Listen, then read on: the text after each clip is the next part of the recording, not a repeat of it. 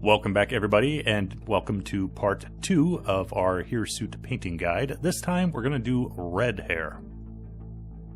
Much like part 1, the first thing I want to say is when you're painting red hair, you don't want to think red as in a very bright fire engine truck type of red. What we want instead are more reddish browns and orange colors.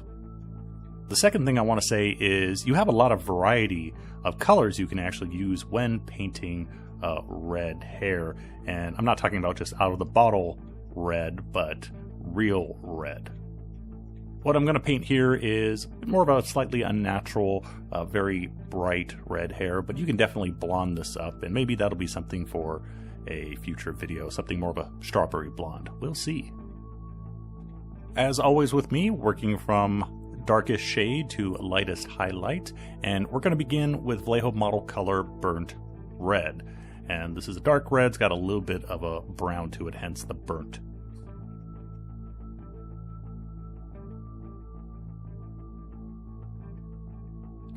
The burnt red is our base and our deepest shade color, and it's very important in this particular instance because I'm going to be working with a lot of orange colors, specifically orange red, and at the moment mixed 50-50 with the burnt red.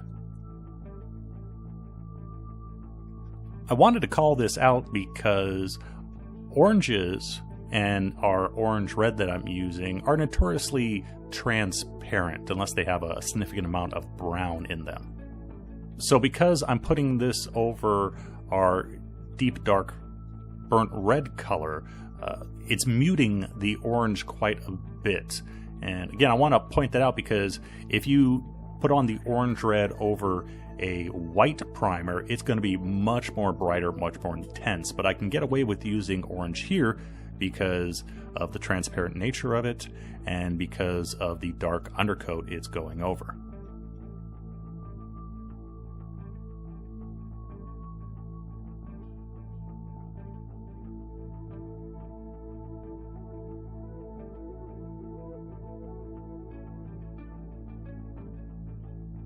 For our highlights, we are going to add some game color gold yellow to our orange red and just proceed to do the highlights.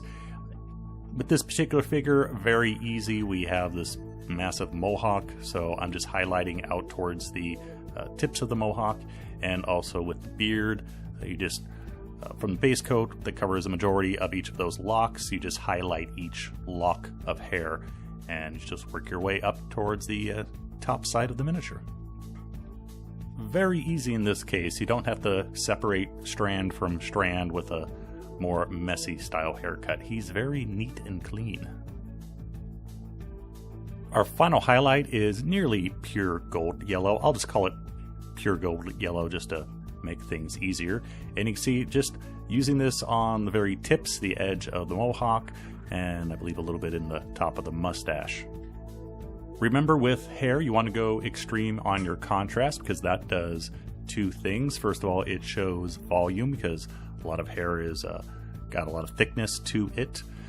Not necessarily in this case, it's rather stiff, but contrast shows the depth of the hair. And also it shows shininess, clean hair. If you overdo your contrast, kind of like painting a gemstone, you can get very shiny looking hair as well if you do that.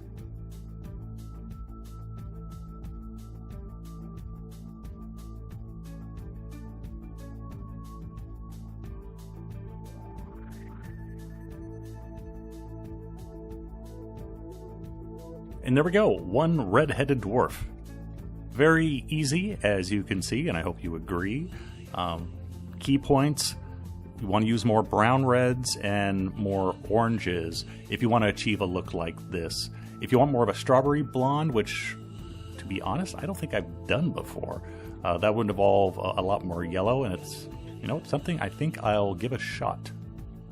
Also, always with hair, contrast is the key, to the point that looking at him right now on the screen, I think I should have added a little bit more shadow around the skull. A little wash of brown ink I think would have brought the hair out a little bit more, but hey, I'm still learning too.